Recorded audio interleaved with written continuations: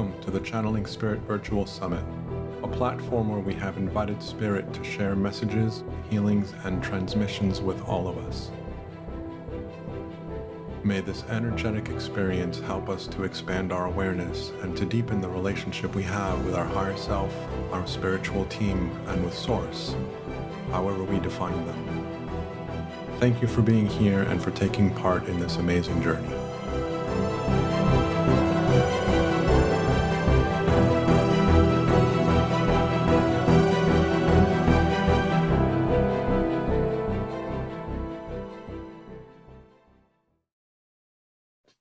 So welcome to the Channeling Spirit Virtual Summit once again. My name is Daniel Martinez Stahl, and with me for this very last episode of Season 1 is Samuel Thomas-Holland. As I was just mentioning before the recording started, Samuel is part of my practice group. He is someone that I've been exploring spirit with for almost a year now, if not a little bit. It's been about that time. Time was flying, definitely. I know, right? And so I was excited to have him agree to speak with us. Now Samuel has and I'll let him kind of talk about himself, but I just want to bring this up. Samuel has this incredible ability to integrate his channeling connections through all of his work. So when he's doing tarot readings or when he's doing anything else, when he's engaging with people, he's constantly getting flooded by their higher self, their spirit team, his own spirit team, with information that supports the work that he does. He integrates his channeling into everything that he does in a beautiful way. But I'll let him talk about himself. So if Samuel, if you can kind of introduce yourself to us a little bit, and then we can kind of take it from there. Good morning, everyone, or good evening, wherever you are in the world. My name is Samuel Thomas-Holland. I am the owner and CEO, if you want to put a label on it, of the spiritual tarot reading and channeling company called The Oracle and the Reflection. I specialize in both channeling, trance channeling, Reiki healing now as well, but predominantly relearning palmistry and also doing my unique way of tarot reading as well, which incorporates the channeling aspect as well as the tarot cards themselves. And can you talk a little bit about what you mean by relearning palmistry? Because I think that that's a specific choice of word. Yes. My past life with the clairvoyant Nostradamus as my mentor way back when has given me insight to the use of pendulums, Ouija boards, and tarot, but also through meditation, my relearning of palmistry is slowly coming back to me, as there is a lot of elements to palmistry. And that's beautiful. Yeah, and the reason that I wanted to highlight this is because a lot of us that are learning to go into this connection with ourselves and with spirit, when we start playing in the space, we start recognizing that this isn't anything new for us. And someone else has mentioned that all of the lives that we have lived that are or are living, depending on how you view things, that are related to this life have helped prepare us for this existence right now and are preparing us for this existence right now. And so there's a relationship between our alternate lives and this life. And so what Samuel is referring to in terms of relearning palmistry is that this is a skill that he already knows. And it's just a question of remembering it at his level as Samuel. And so I love that as kind of a reminder that all we're doing is remembering. We're not learning anything new. We're just remembering who we are and what we know. And so I love that reminder. Thank you for that. Definitely. And staying on that topic, it's interesting how even the arts, as we will get into with the music today, can jog the memory of a cognitive and also subconscious mind as well. As I saw a movie yesterday about the life of Molly Johnson by the famous Henry Lawson, Australian poet and called The Drover's Wife. And through that funneling, when I was in meditation last night, there was glimpses, visions of Indigenous past lives as well for me that I'd never fathomed before. But after seeing that such prolific artwork, that also just resonated with the frequencies of what was on screen, but also then what then comes back to you, which you know is past life through your own experience of viewing past lives in for your own consciousness as well. Yeah.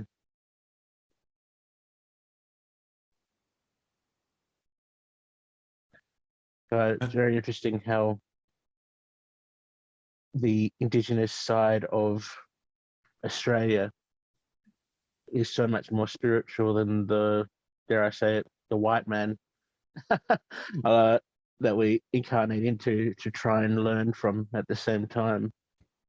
But then it always stems back. Yes. But there's, yeah. I forget the name of the video. It's a documentary, a spiritual documentary that was talking about a lot of the shifts that are going on. I think it was done a couple of years ago, but they were throughout the documentary, they were talking about how there's going to be a big push in our collective to go back to the ancient knowledge, to go back to these indigenous people that still hold on to this knowledge and to relearn from them, which is interesting that you're bringing that up. Most definitely, because even through our channeling with yourself and me and the group, I've already had, and I think maybe you and other members of the group might have experienced the Native American aspect of a chieftain like spirit coming forward and not saying anything much, but just you knew something was up, you knew something was being transferred in knowledge whenever he stepped forward. But at the same time, it was almost a balance of the masculine and the feminine energy. And the Kiara saying something. Kiara just put that considering that in Europe we were burned at the stake if they thought you were a witch, it's no wonder the whole spirituality outside religion was cut off completely. Yeah, and unfortunately that was a lot of the intention of a lot of those things was to shut things down out of fear and control and power. But that is shifting. That hopefully sooner rather than later. But that is shifting. It definitely is. That is shifting. Mm. And so I wanted to, of course, I love kind of going into allowing you to channel whatever energy wants to come through.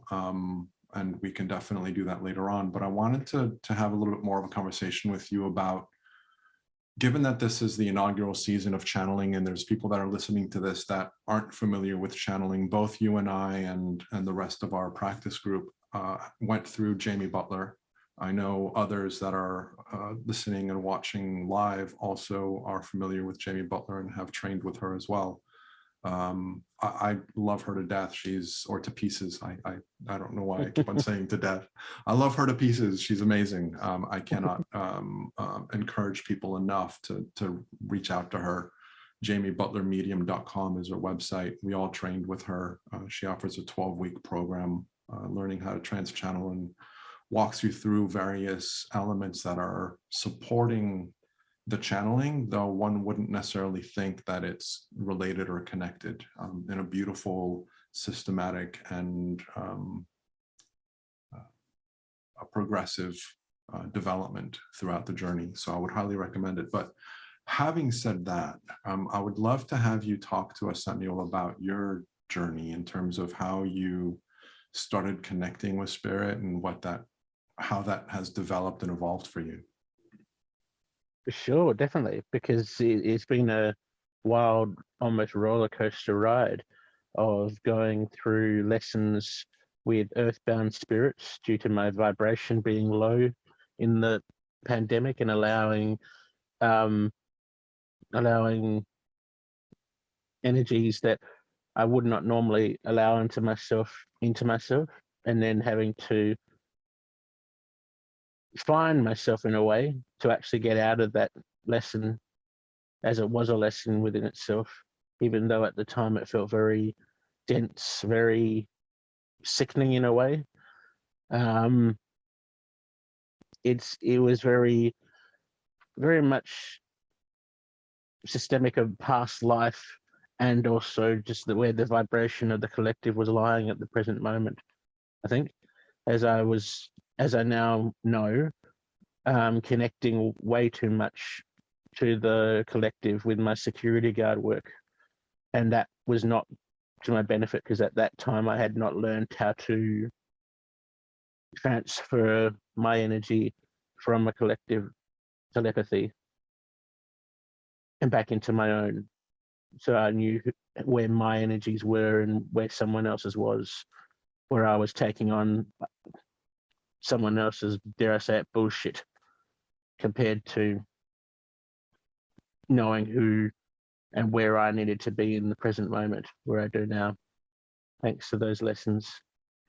Yeah, and you bring up a really good point. You know, this idea that the struggles and this was brought up by somebody else as well in a different way, but I'm going to kind of connect the dots. When we have a challenge in our lives, a lot of times we forget to look for what is this here to teach me? Why is this for me? And this is something that I hear often, is that nothing happens to us, everything happens for us. And when we begin to shift our relationship with our experience to look for that,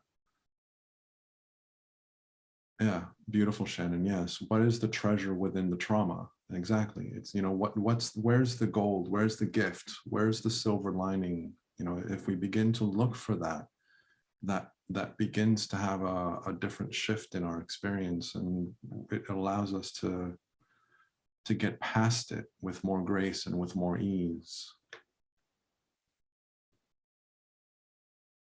Very much so, because it's, now that I understand it as such, and wonderfully put, Sharon, as well, find the treasure within the trauma. Yeah, I mean, I always thought, what did you learn from this lesson, sort of thing. But I'm glad that the lesson was learned, because it was a wild ride to get there. And even now I look back on it and go, with, I guess, the human experience, how did I come out of that? I mean, I didn't come out of it unscathed, but at the same time, I guess we learn how resilient we are through those lessons. Yeah. Yeah, it's oftentimes a reminder for us to recognize that it's another way for us to, and this comes up all the time, that the challenges that we are facing and that we are drawing into our experience are to help us connect with our self more deeply, and to recognize our sovereign power of divinity that exists within us. And I know that this is oftentimes hard even for me to understand and to accept. And I keep on talking about how my biggest issue right now seems to be my frustration that I experience with my mother, and how that continues to burden me. And I haven't been able to let go of that, or to work through it, or to release it, or whatever it is that needs to happen. But I'm hearing, Daniel, as you even say that, isn't that a lesson within itself? And that's exactly. What I keep on going back to, is, you know, I keep on trying to get myself to open up to, okay, if this is still part of my experience, what is this teaching me? And what I keep on hearing, you know, time and time again, is to remind me that there's always more to go into. There's still more for me to learn. There's still more for me to develop. And of course, I mean, I don't need the reminder, because it's my personality. I'm always going to want to do that. And I think all of us have this innate desire to expand ourselves. I think that that's an innate part of our makeup.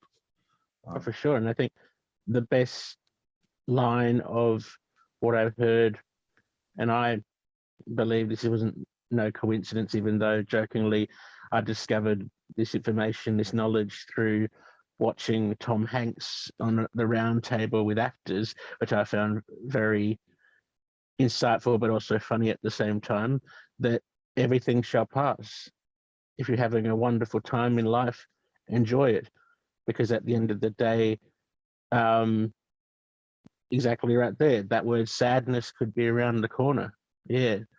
Or grief of losing someone, or having to learn the lesson of separation being an illusion yet again in so many levels and so many elements of life. And it's interesting how we always say, oh, that's just a coincidence, when lo and behold, nothing really is. It's all in the frequencies of everything. Yeah, in the vibrations of everything. Even if it seems very funny at the time of going, why does that seem so insightful when it's being said by such a comedic actor? Or and you're going, well, in some way, I guess ascended mastery is right there being channeled through them at the same time. Yeah, and without them knowing it. Yeah. You know, you bring something up in my mind, which is the idea that we are all evolving, and everything is changing within our environment, and our planet is changing. Mother Earth is elevating her experience as well, which is driving all of us to follow suit. And there's an invitation that I love, which has put everything that I have believed about my experience of life, it challenges it. And I like being put in these positions, but sometimes it's a bit difficult. When we allow ourselves to expand our awareness into more of our spiritual alignment, it automatically heals everything. All of our wounds, emotional, physical, whatever the case may be, as we allow ourselves to tap into that innate well-being that is an integral part of who we are, we allow that well-being into our physical experience, and it automatically heals wounds. And I love that as a concept. Now, for years, I've been saying we're human, we're in this human experience, we're going to suffer, we're going to struggle, we're going to have ups and downs. And to some degree, I don't think that's ever going to go away. But there's a shift in our relationship to that when we begin to connect with our higher self more integrated with our human self. So that even though that, you know, our human might still feel sorrow. For example, my mother is old and she's going to pass away at some point. Inevitably, I'm going to feel sorrow at some point. But my relationship with that sorrow is very different now than it would have been 20 years ago. And now versus what would have been a month ago, because I'm expanding my understanding, and I'm having a different relationship with life. And so you remind me of that, what you just said. And so I just wanted to kind of share that. Definitely. And I think each time well, I don't think because it's being told to me through your higher self, because we're in your higher self today, it's the word evolve comes forward more each time. Evolving is what we're doing, is what I'm hearing. Evolving is, I think, the most prevalent word for everything. Experience. Oh, okay, thank you, Sally. Yeah. But yeah, I just keep hearing the word evolve echoing in your higher self today. Beautiful. And I think that we're all evolving. I mean, I think that this is, like I say, I think it's a natural part of our design, is to expand and to evolve, and that's what we're here for. I love Abraham Hicks in which is the book? Am I gonna ask anything? Ask and it is given. He talks about how we are at the forefront of existence. And I love that concept. And it took me a little while to understand what that meant. but that we are at the very edge of existence, and our purpose is to help with the expansion of consciousness by having experience, by creating new things, because we constantly create new things, new ideas. We experience new experiences all the time, and what that does is that it expands consciousness. And again, what that does for me is that it helps me to have a different relationship with life. So my sorrows and my frustrations with my mother, I don't take them as personally as I once did. I don't take them on as, oh my God, I'm broken. It's like, okay, so for whatever the reason, this still is an experience that is adding value to consciousness. And so this is what's still being present. And as I learn to evolve and expand beyond where I am, I'm hoping that I can experience the love and appreciation that I have for my mother while she's still alive, so she can benefit from that. But I also know that if that doesn't happen, that's okay too. And I'm okay with that. Hopefully she's okay with that too, though I know it's difficult to deal with me when I'm having my issues. And for whatever the reason, that's what felt like being said. So Sally adds, when you start to understand the reasons behind these experiences, it does seem easier, or for her at least. And I totally agree. I mean, a big part of what I do is help people understand how the mind works, how the system works, because that's been very helpful for me too. Absolutely agree with that. So Samuel, let me kind of turn it over to you. What would you like to share with us? What direction would you like this conversation to go into next? I think it's, I'd like to introduce the Archangel Sandalphon, I think, who works very closely with Archangel Gabriel, who I think a lot more people would be familiar with biblical scripture, both messengers. But today Archangel Sandalphon has presented themselves in your higher self to talk about music, to talk about the arts, as they are the archangel of communicating through the arts and the frequencies and vibrations that we know combine to give us that dopamine rush of happiness and so much more that we can go into scientifically, but at the same time, with the energetic spectrum that Sandalphon sends messages with, is what it not it what the energy wishes to produce today. And just a little bit of information as Sandalphon steps forward, for those who are not in the know of what archangel energy sort of is. It's, from what I've been gathering through my meditations recently whilst talking to them, with Michael, Gabriel, Sandalphon, and so many others, it is predominantly more Arcturian extraterrestrial DNA that we're speaking to. And it's interesting how the church has sort of brought it forward to being angel in labeling, but it's at the same time as everything in the energetic spectrum, we need to label it as the human experience. But as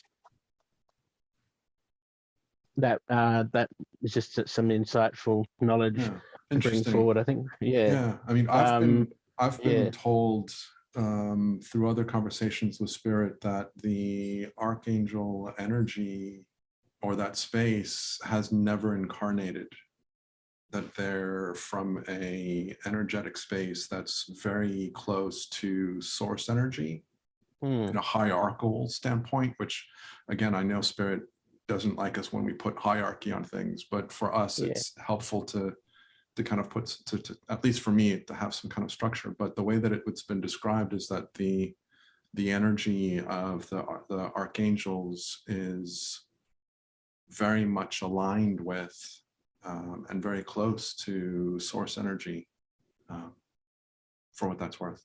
But, well, that could be a question you could ask Sandalphon as he steps forward, I think. Because and so question for you, are you going to be sharing your knowledge of music and how that relates with us as well, or are you more interested? Well, that depends. Do you wish me to channel, or do you wish me to both? I think we've got time for both. Channel as I do sort of with the tarot readings, so sort of like try and focus in as best possible. Well, I think that I would love to do both, because what people don't realize is, and I didn't know this when I first met you, is that you have operatic training. And so music is a big part of your life. I do, yeah. I know that Spirit has more than once reminded me through different conversations that I've had with people that music is a very easy way for us to reconnect with Spirit. So when we are down in the dumps or when we feel disconnected, a very easy way for us to connect is to put some music on, whatever feels inspiring for us. And so I would love to kind of get your thoughts on your experience of music and how that relates. And then we can use that when we go into the channeled relationship and have, Sandra Form speak to us directly. We have your experience as that. Yeah. To answer Sally's question that she just wrote before we go on, yes, Sally, it's on whenever I'm seeing operatically or even with musical theatre pieces, when busking these days, it seems to be that there's a lot more energy in the air of old, well, not old, but it seems that there's more energies that seem to be coming to me now, even as well, it's not cliche, but even as quirky as it sounds, Elvis and his brother come to me now through channeling at the markets whenever I'm singing Unchained Melody or You'll Never Walk Alone from Carousel. And even Roy Orbison is stepping forward. Freddie Mercury has already stepped forward in our channeling, but he also steps forward for a few songs as well. And various other energies, I'm sure, that I'm not even aware of, step forward and channel through me. Because sometimes, a lot of the times, I don't feel like it's my voice anymore, and it almost feels like a completely different voice compared to what I used to sound like a few months ago. And so for the people that are not live, the question was, do you feel more connected when you're singing? And so this is most definitely, because it almost even feels like my soul exits my body and someone else jumps in for a second, or even more, how long the song is and how long they want to channel through my voice. Yeah. And so it's interesting. So as you're developing your skill in channeling and as you're becoming more proficient with it, it's happening more easily and more often in more natural ways. Is that what I'm hearing from you? Fantastically so, yes. Yeah. And it's sometimes a little bit freaky because I'm used to having, let's say, Freddie or Elvis step forward, or his brother Jesse. But when it's unexpected, it can be a little bit jarring because you're going, oh, I didn't mean to go that high, or I didn't mean to go up to a top F or something, which is a soprano note, but someone else must have jumped in by accident right there. Oh, that's really cool. That's really cool.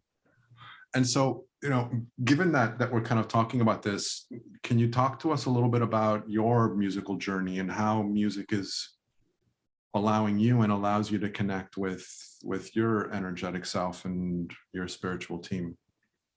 For sure, it's helped me with through the depressive energies of the lockdown of Melbourne, where we've had a long, very long, sustained lockdown, where people have had various opinions and judgments of the state government here, because they don't want to observe their own selves, dare I say it. But that's all well and good for where they are on their journey. But at the same time,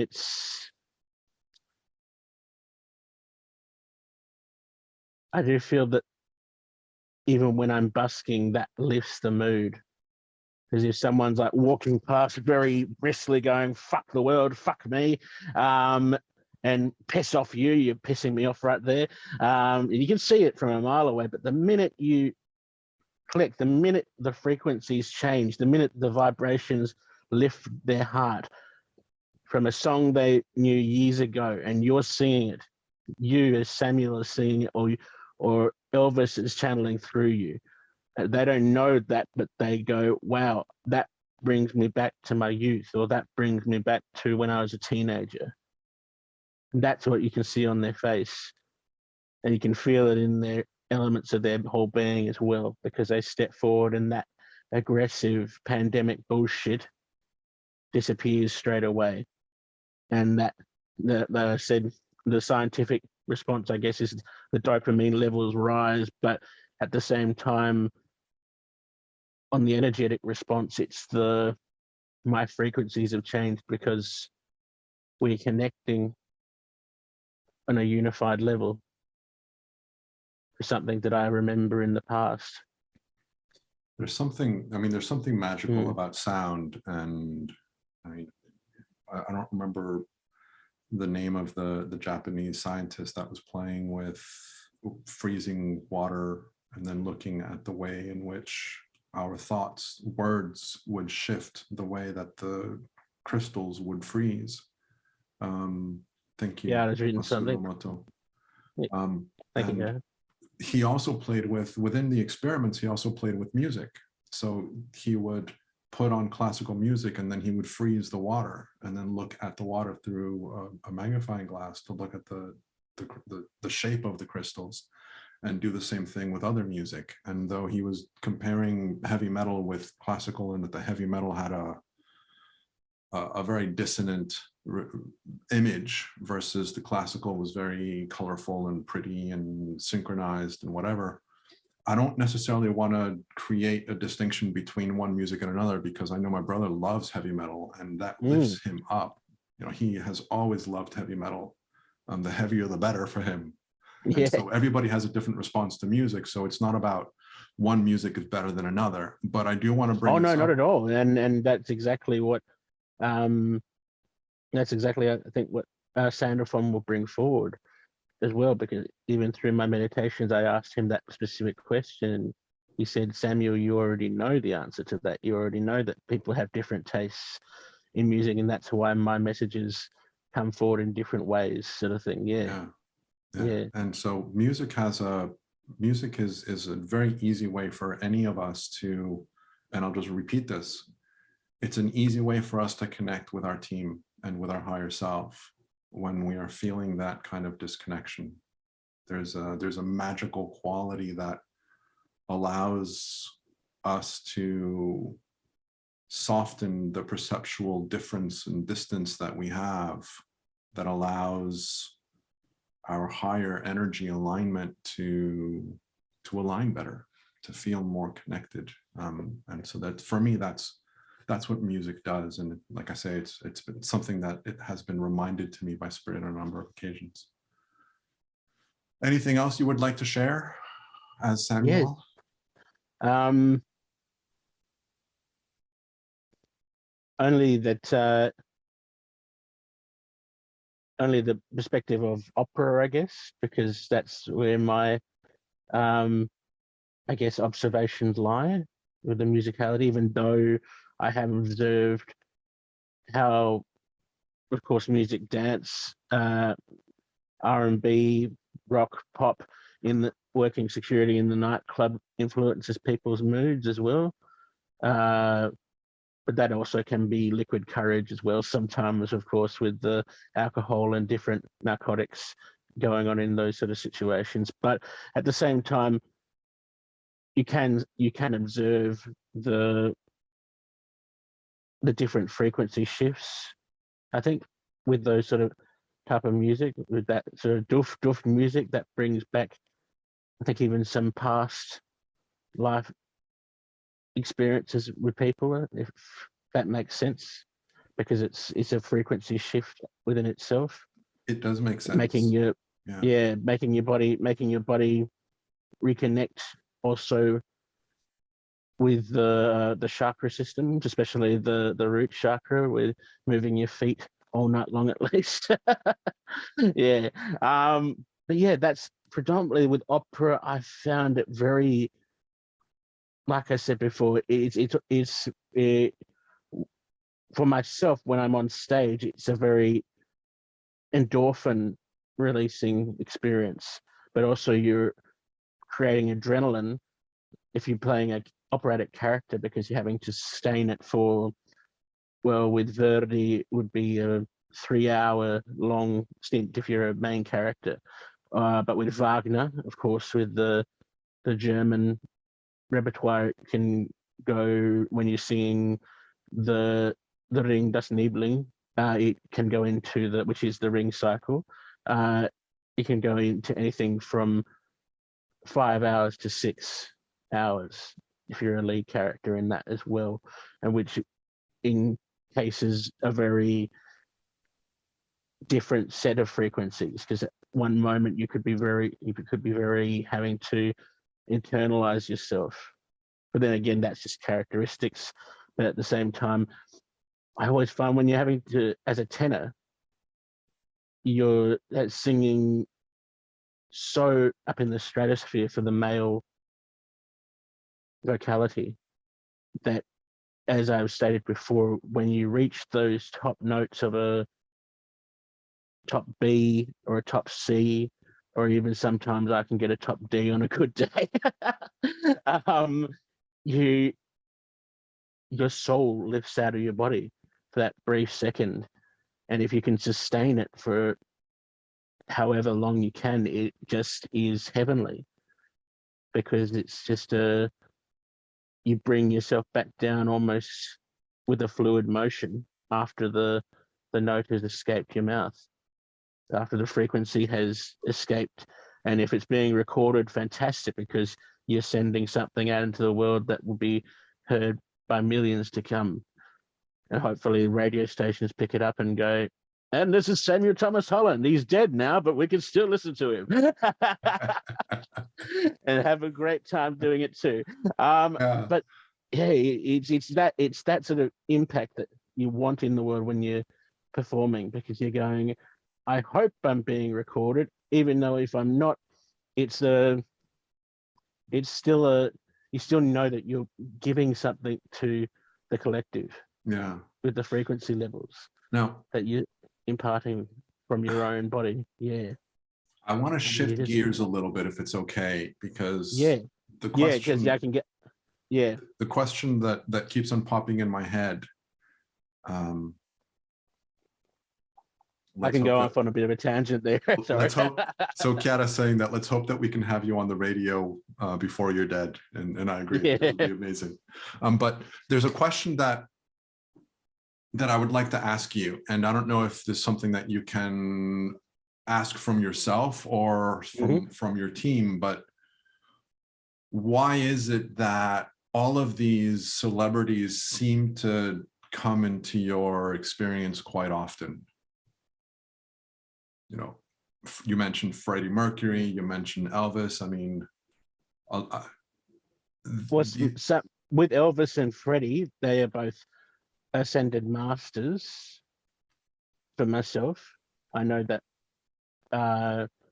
through my guides, because I've asked them in the past a similar question, and they said, well, they're ascended mastery, so that's why they're stepping forward to impart their own wisdom and their own frequencies to you. And even because I have a uniqueness of trance channeling through audio with audio ability, but also then now through meditation and through trance channeling, I've been able to channel more through my voice than I was before. They've been stepping forward more in my voice and using their own frequencies to impart that. But at the same time, I think there's an element of letting go as well, things that were left unsaid, as I think as we know, there's an element that sometimes words can't be said, but music can be that last let go of, I can't say what I need to say, so I'll say it through song. Yeah. And I feel like that, putting a label on it here of me being a light worker, is what I sort of have come into this experience as Samuel for now. Now that I'm awakened to the point where I know that there's more to this than meets the eye. It's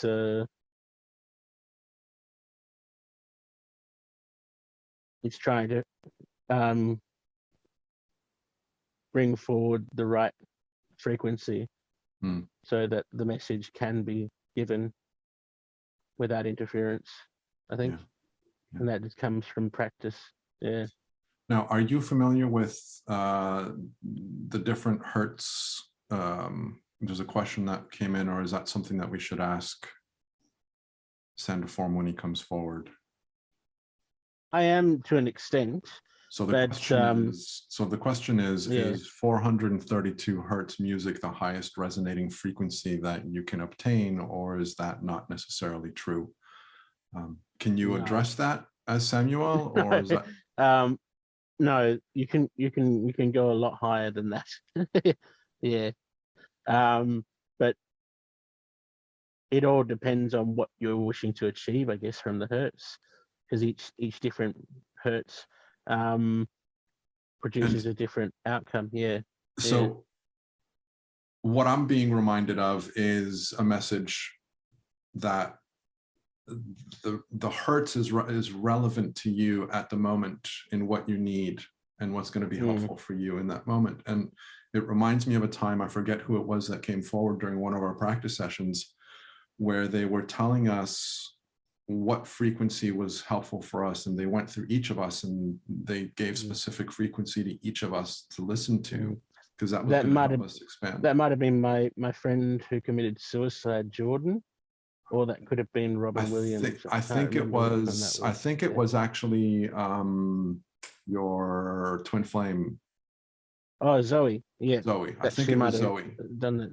I think it was Zoe, if I remember correctly. But anyway, pure brilliance. Let's ask that question to the Archangel when he comes forward. I think it'll be good to have that conversation with him. Now, do we wish to trans-channel Sandophone, or do we wish to just, for me to just focus my attention somewhere else and bring him forward? Up to you, whatever you're comfortable with. I think trans-channeling might be a bit more spot on. Let's do that. So I'll give you a moment to do what you need to do.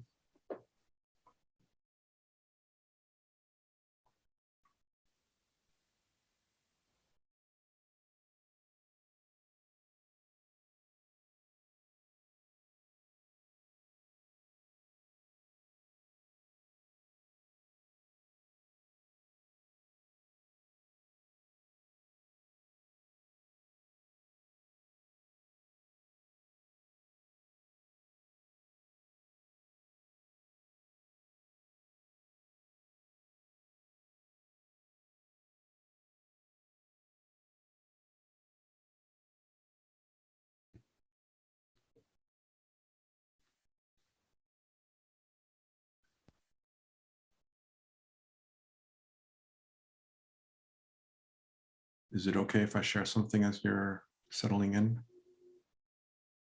Yeah, beautiful. So what I wanted to share with you guys, for those of you that are kind of new to the whole channeling scene, there's an alignment that needs to take place between the entity that's coming in and ourselves. Others have talked about how they need to drop their vibration. We need to raise our vibration to find a place where we can meet.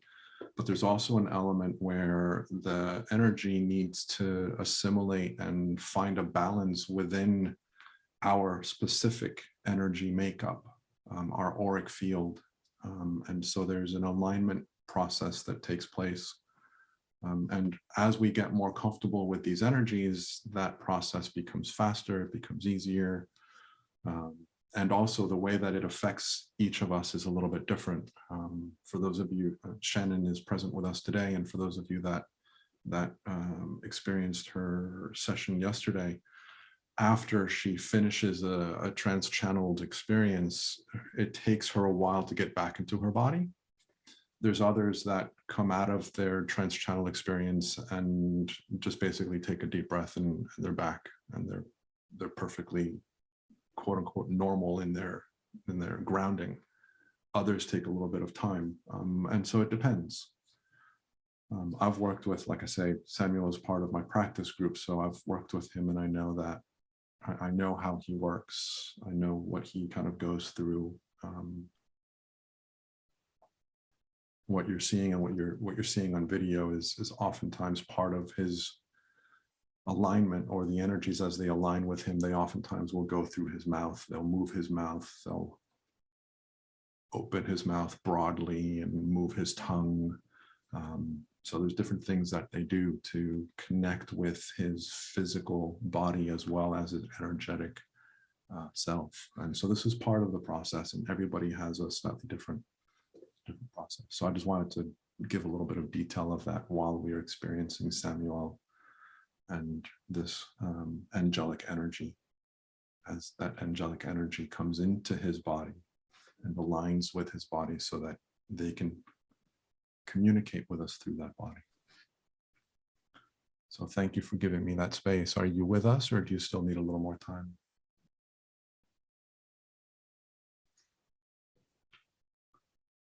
Take your time, no hurry.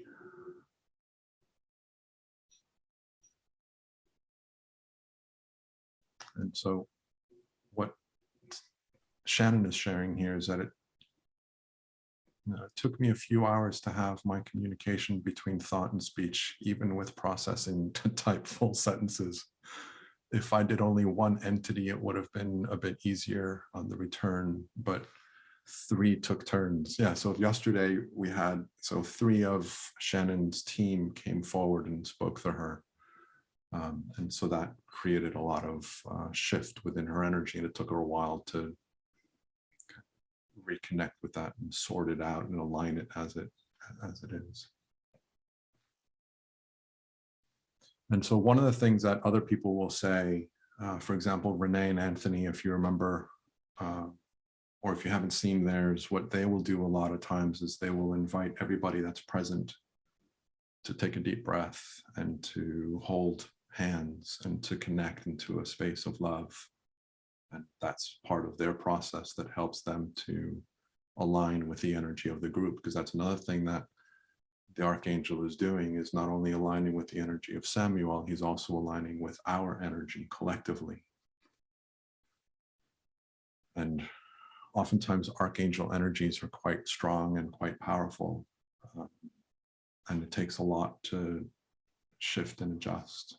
And so in order to help with this transition, given that this is taking a little bit of time, I would love for all of us present, both in the recording and live, to just take a deep breath, allow yourself to relax, allow your mind to settle.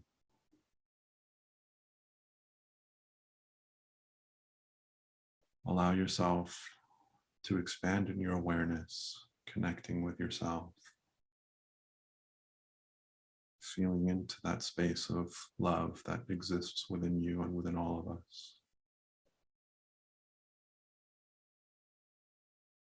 Allowing your energy to go down into Mother Earth, into her core. Having that energy brought back up through you and extending beyond you up into Father Sky.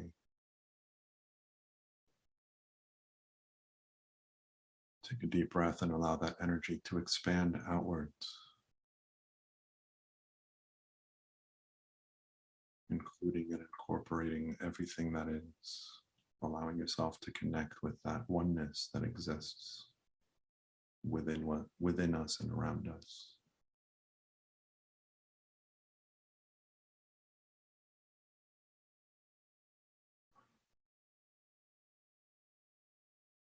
Thank you. Good morning. Hello, how are you? It is wonderful to be here. It is an honor to have you in our presence. We appreciate you stepping forward. The honor is mine. And so for the benefit of the listeners, can you talk a little bit about your journey of connecting with Samuel in terms of what that was like for you?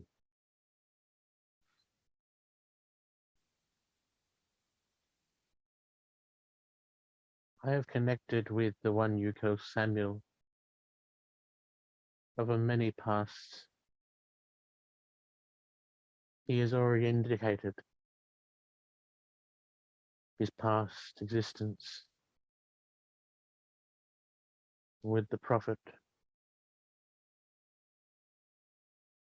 with the clairvoyant you know as Nostradamus.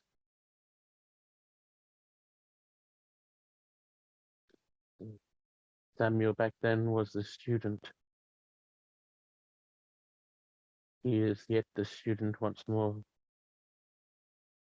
but regaining his gifts from that past that is still happening as we speak. I came to him in his meditations in death's existence.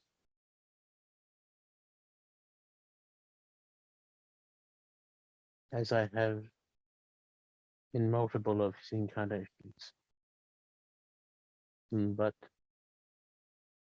I am with everyone, for I have, like the Creator, given pieces of myself to everyone in the collective that is on Gaia. And that brings up a question that my friend and I were talking about, which was this idea of helping us understand what is archangel energy. And there's different terms that people have used for that. And given that we have you with us, if you could help us understand that, that would be beautiful.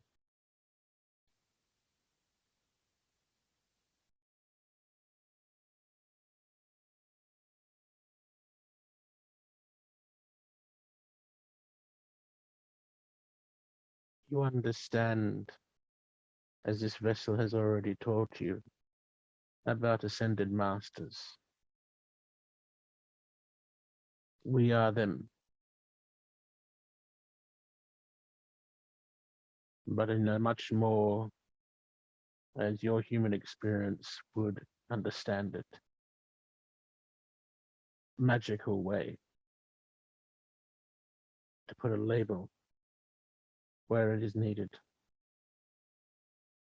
For we are the birds, we are the rivers, we are the rocks. So hence we are the frequencies and the vibrations of what we need to be. And what you need as the human experience to bring forward everything you need. We are the messengers, the ones who are silent, but who are always there. We are always there in your despair and in your happiness. All these emotions are yet frequencies unfathomable by yourself, but known by us completely.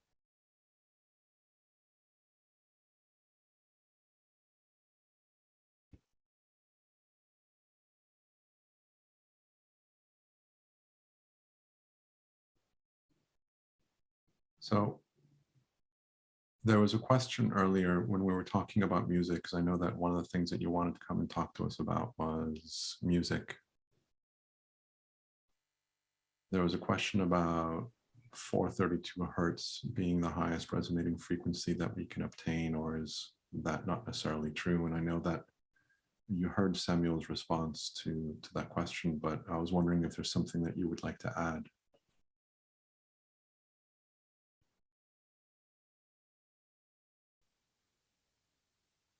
No, this vessel has already stated what it has learned.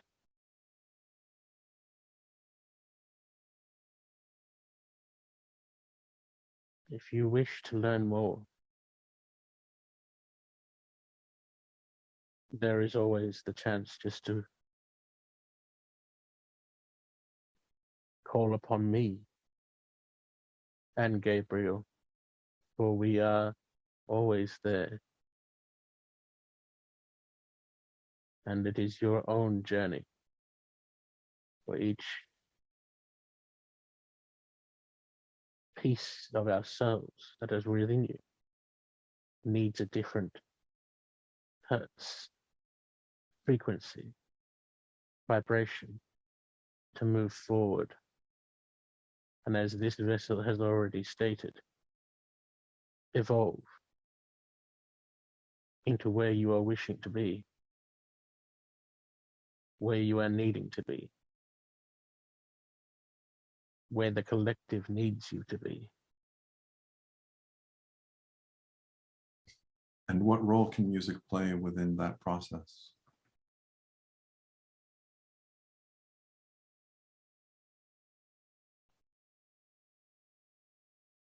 It brings forward the past, brings forward the present,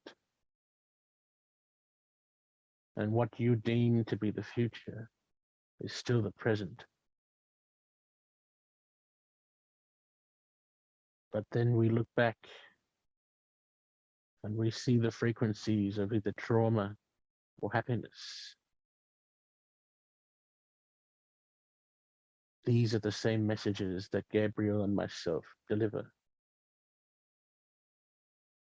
Some frequencies may disturb, but this is just yet another message of the lesson that needs to be learned. To go within, to find why this frequency disturbs us so much. But then, on another vibrational note,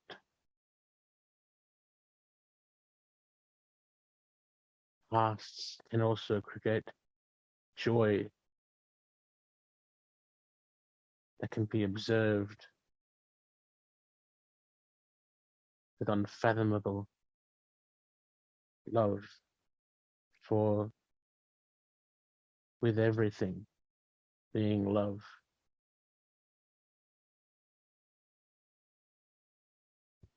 Thank you for that. These frequencies can be obtained always from within. And so there's a couple questions in Pure Brilliance. I'm going to come back to your question, hopefully a little bit later on. But Shannon asks, how can we utilize she greets you, by the way. How can we utilize the various forms of music to shift collective human creative energy for a better result than we are seeing in action currently? Is there a recommended form over others?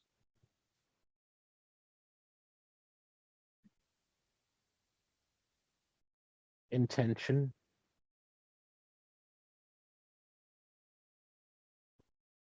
intentions leading into where we want to be in the collective. But at the same time, we need to remember that we cannot control. We can only merely shift and observe.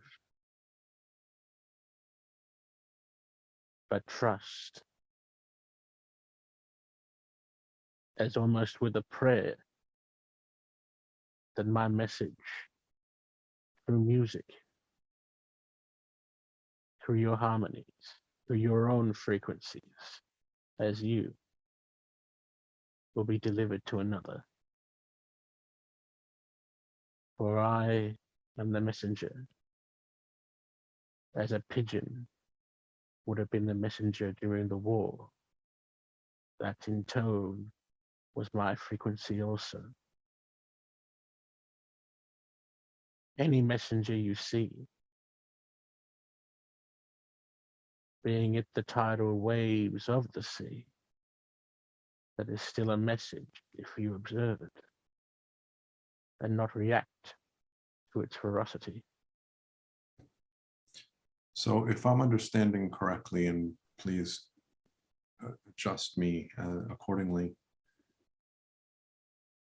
As we listen to music, the intention that we put into that can have a shift on the collective experience, if that's the intention that we want to put to it. And or if we create music, if we happen to be musicians, naturally the intention we have within the creation of the music can help shift the human creative energy for a better result. Am I understanding you correctly? That is so. For each vibration that each come into the collective with, be it musician, be it dancer, everything is vibration, everything is frequency. And every piece that I observe, I am thus the messenger with Gabriel for its transference to another.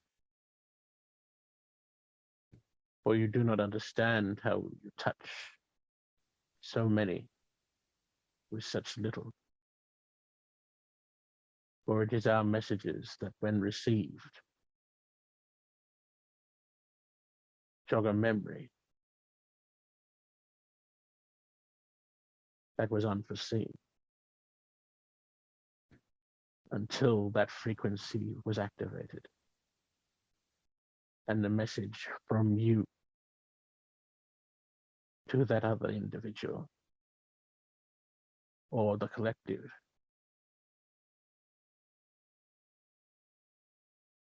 is received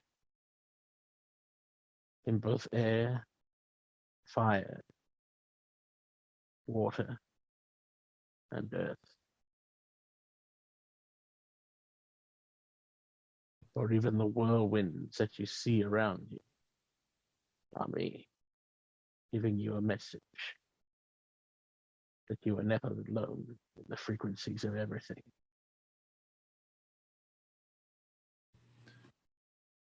Are you okay if I ask you some personal questions from some of the listeners? Yeah, beautiful. So there was a question, if you can speak to Michael Jackson's journey on Earth. There was a question about his quest here to help awaken the collective consciousness and the disturbance of the powers that be to try and suppress our truth and unlimited potential, and his death and the whole journey. Is there something that you can share about his journey and the role that he played in our collective existence?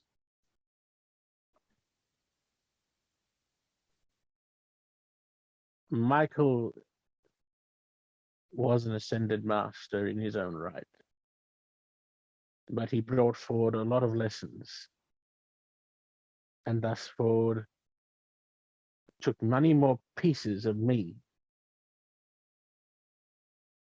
when he emerged into his life as Michael Jackson. Where normally I would give 3 pieces to each person, each human. And I understand With Michael, I gave 10. Metaphorically speaking, just so that people understand that this is metaphorically speaking 3 pieces, just as a reference. Exactly.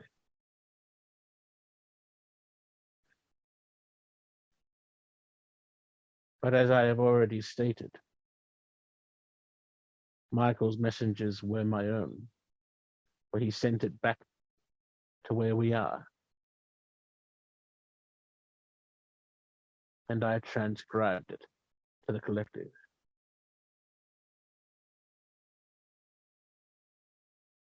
More than what we know.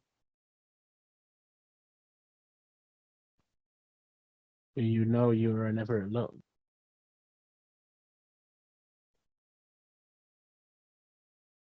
And as each message from Michael came down, the collective fear dissipated. For you can see through music, through frequencies of any music,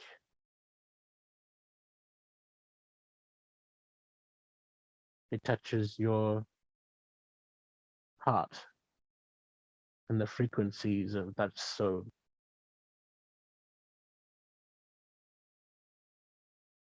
Goes into the vibrations of your whole entire being.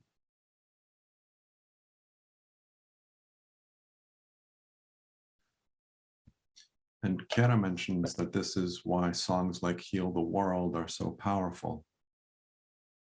Exactly. Exactly what you were just referring to.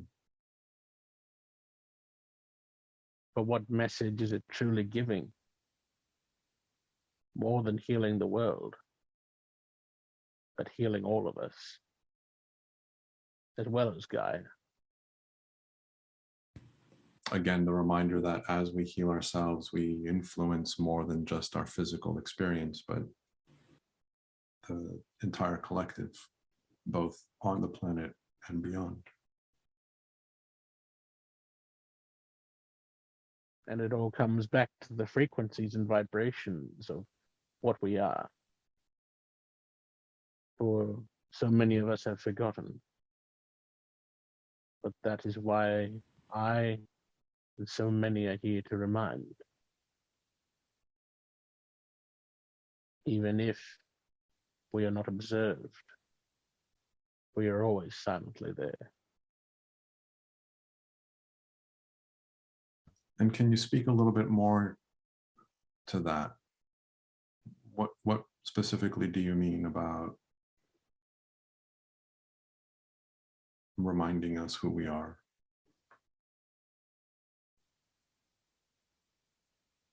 We are in the frequencies of your pets, your dogs, your cats. We are in the frequencies of numbers, the synchronicities.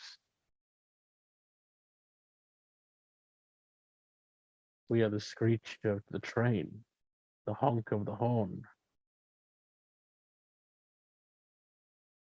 Everything you hear around you is us and the messages that we give.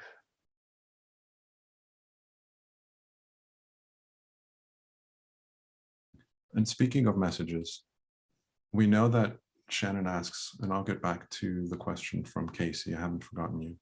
Shannon asks, we know that our guides and loved ones in spirit will often use music to send us messages. Is it easier to get the human attention to receive the messages with music, or is it just as difficult as any other message form?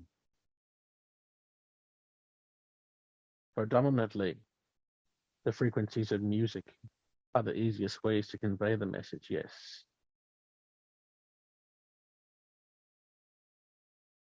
Whereas what has already been stated, sometimes the frequencies of speaking your truth can come across too harsh.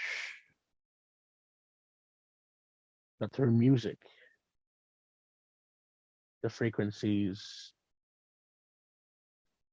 still are true.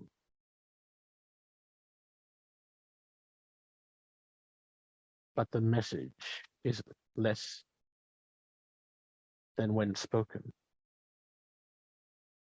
For the undercurrents of a bass line, or the timpani, or violins, if you're wishing to listen to an orchestra, or the vocal line of the frequencies of the message are always given more accurately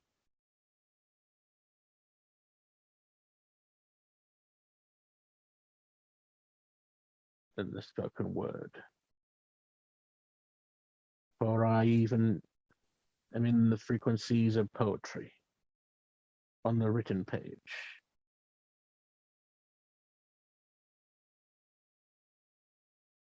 But with dance and with music,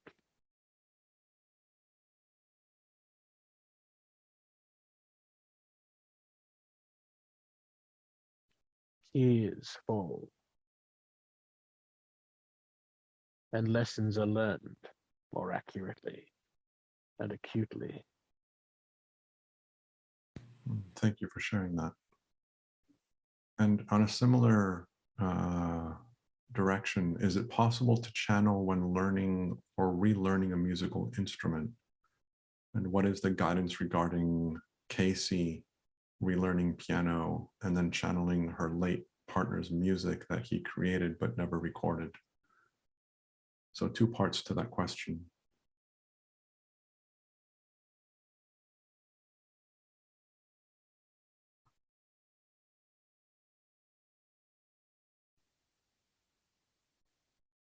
Meditation is key. Well, this is where you will find me. And the messages that you seek will be given. But there is always a rush. So remember, each message is a lesson within itself. Have you completely learned that lesson? Or do you need to relearn it before moving forward? And the vibrations to heighten your frequency of relearning and gaining the message that is needed.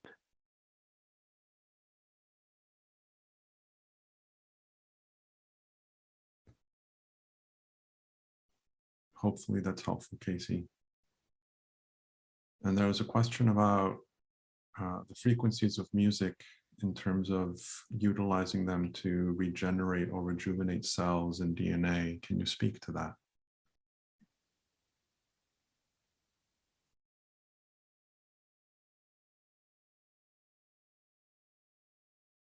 This comes down to belief. As with such modalities as Reiki, belief is paramount. But at the same time,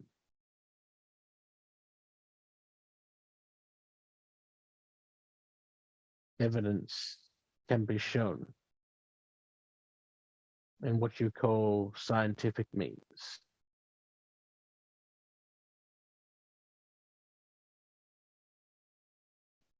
For the sound, as I have already stated, the frequency of the past is always in the future, is always in the present. So that is already where we are. We are merely catching up with ourselves on Gaia.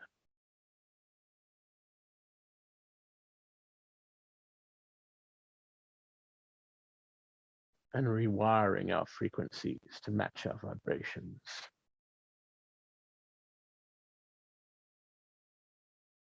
But I am always the messenger. I am always the message that you need.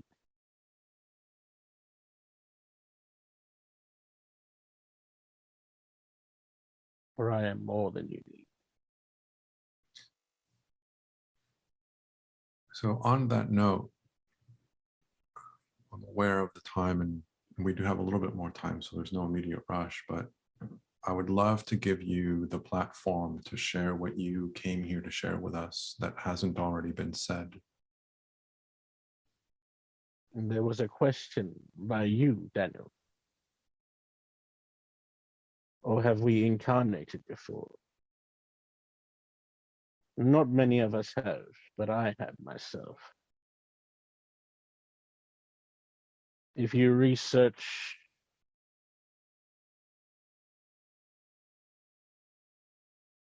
Elijah, that was me centuries ago. I was deemed a prophet of sorts, but I was merely using my ascended mastery to help the collective. Just as much as Jesus did when he came.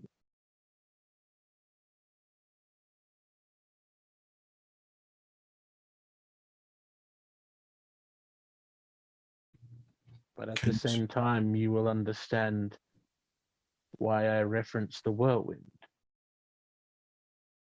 once I am researched in that vessel.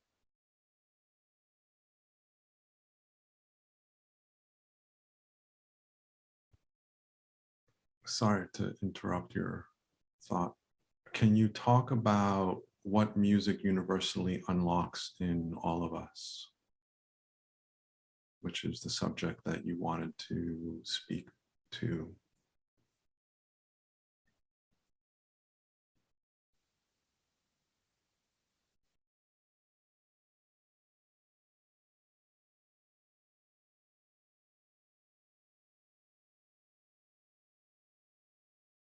Music divines, as we know, in frequency. As you know, I am the messenger of both dance and music. What it unlocks in the collective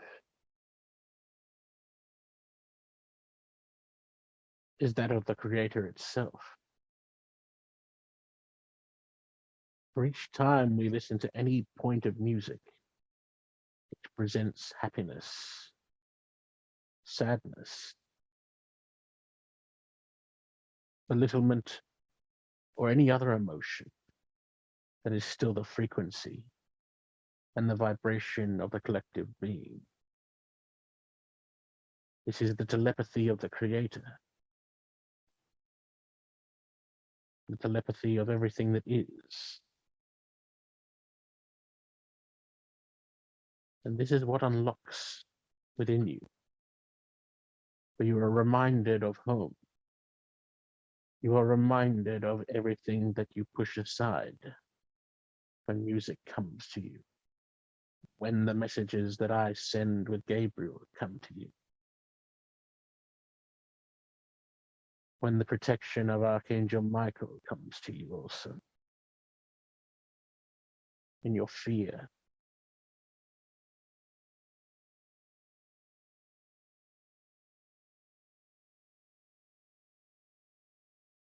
It is a glimpse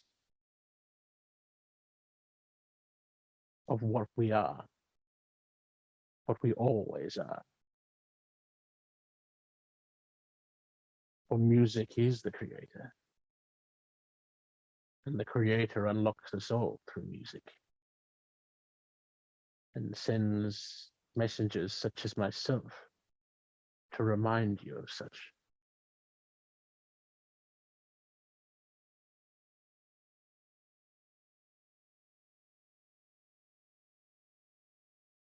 Even though the lessons of doubt and free will come into equations, that is where my messages come back to the equation. But even though you doubt, you cannot deny that there is something divine when you hear any type of music, or it stirs a longing inside of you that you have forgotten. A longing for home, but also a knowledge driven by the message that I deliver, that you have agreed to be here on Gaia until your time has come, which it inevitably will. But until then, the frequencies of music, all music,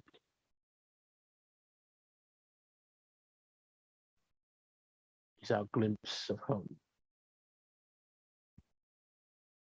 Is that why, is that why our spirit teams will frequently remind us and talk to us about how music allows us to connect? Precisely. Because it reminds us at a deep level who we are without our conscious. Why do you perceive that sometimes music can make you cry? in such a way. It is thus my message, but at the same time, what are you remembering when this message is received? I leave to you to observe next time this event happens. Observe what you're feeling. And if you can visualize it, as most of you can, observe in your clairvoyance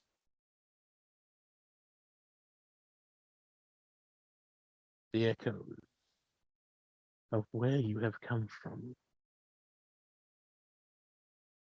For I will deliver the message more accurately and acutely next time.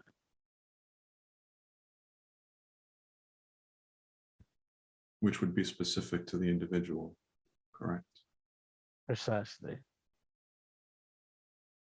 So as we get, and again, I'm just going to reiterate what I understood you just say, when we feel an emotional connection with a piece of music, as we allow ourselves to go deeper within that experience, it makes it possible for you to share information with us that's relevant and pertinent for us at that point in time.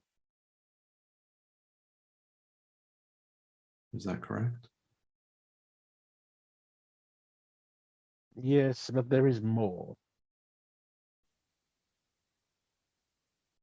But it would not make sense, as it is entanglement of energy and fluidity.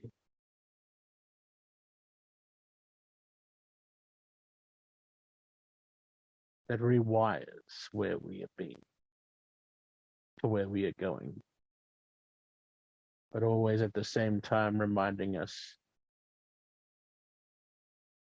that there is more than ourselves.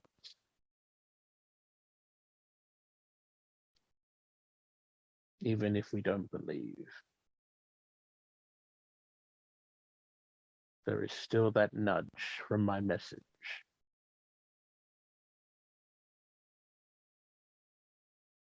that keeps you on track. Beautiful. Thank you very much. Keeps your vibration aligned. So I'm going to be inviting our friend back shortly. Is there a parting message that you would like to leave us with? Yes.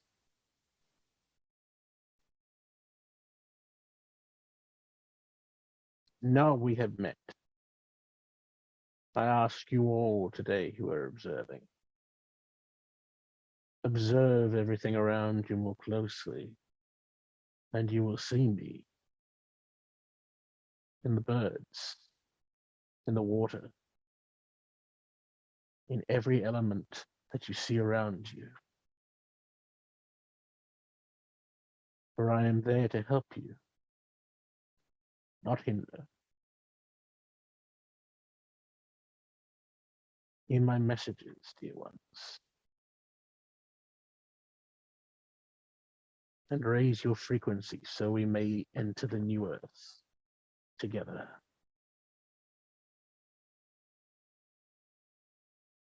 For we have been waiting for Gaia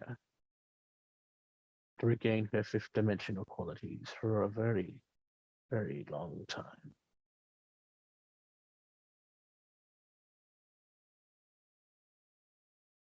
And we are always with you, no matter what you believe. It has been a pleasure to be here. And as Samuel returns,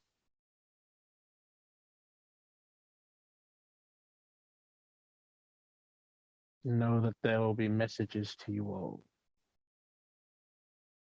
Thank you for being in the coming with us. weeks and months and forever. Thank you for being with us, for your guidance and your constant support.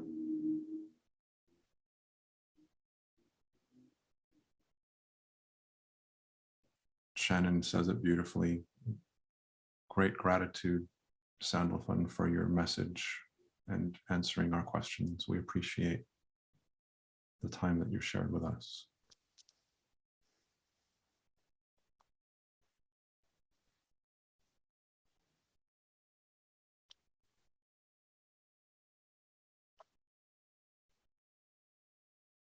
Welcome back. Wow. Okay. How was that? Yeah, I was going to ask you, how are you? That energy must have been pretty strong. It was.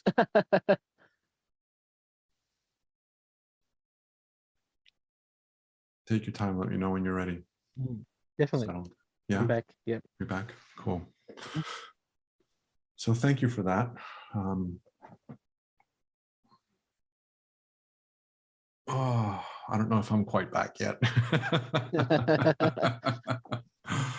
And so I wanted to spend a little bit of time. I know that we're kind of reaching the end of the hour and a half, but I wanted to spend a little bit of time just having you invite people to connect with you and engage with you.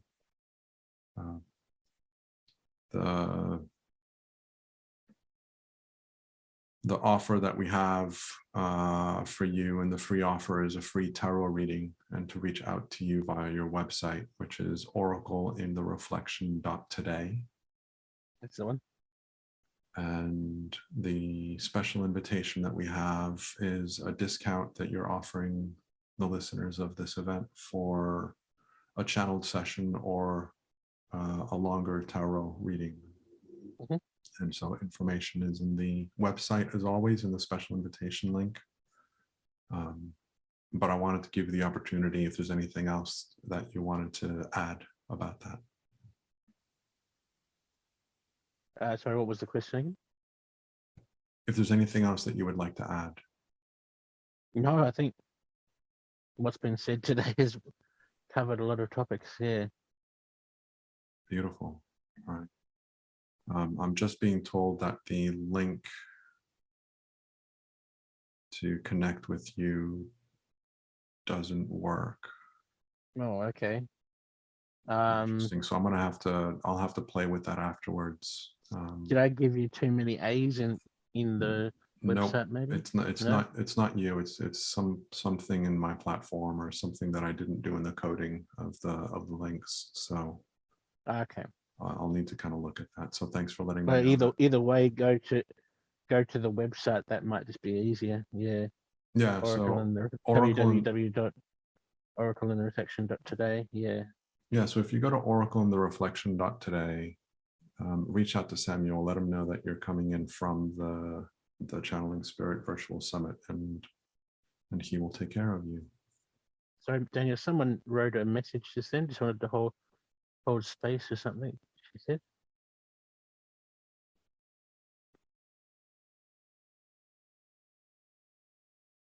Yeah, so Shannon is saying, just want to take a moment to say thank you for holding space for each speaker, as it is a lot of energy to work with when someone is channeling and trans-channeling.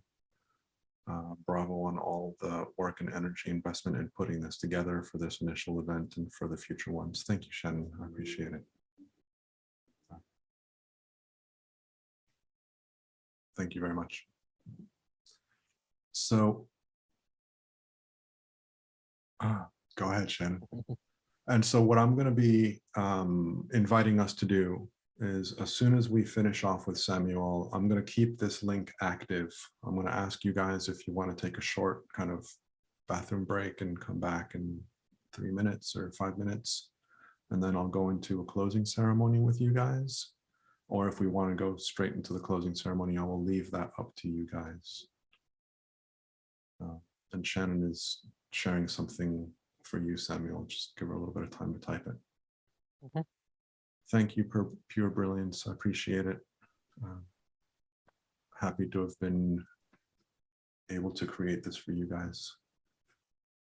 So the message from Shannon is beautiful trans-channeling, as well as being open in your adventure with spirit. It is always a roller coaster ride, so just let go and love the way it takes you.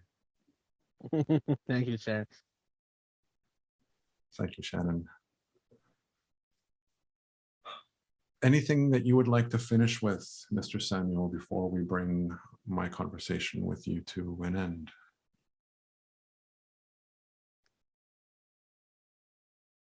I think, as I always leave it, what have we learned today? What have we forgotten that we have relearned today, maybe, is always a good way of ending. Yeah.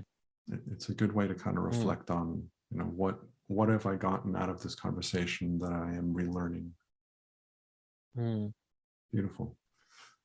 So thank you guys for being here. I'm going to stop the recording of this conversation shortly, but like I said, I'm going to keep the line active because I'm going to go straight into the closing ceremony.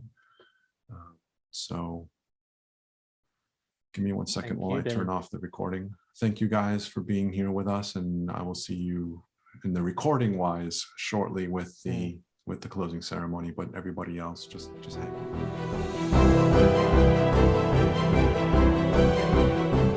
Thank you for being part of this incredible experience. We hope that this session has inspired a new level of understanding within you, allowing you to expand more easily into the essence of your true self and become an even more powerful alchemist in your own life. We invite you to listen to the session again and again in order to go deeper each time and expand even more, have it be via the replays or the unlimited access package. If you have enjoyed being part of this event, we invite you to tell your friends so that they can join us in the future. We are grateful that you are here, and we thank you for co-creating this experience with us. Until next time, we leave you with being spirit, being human, and simply being from love.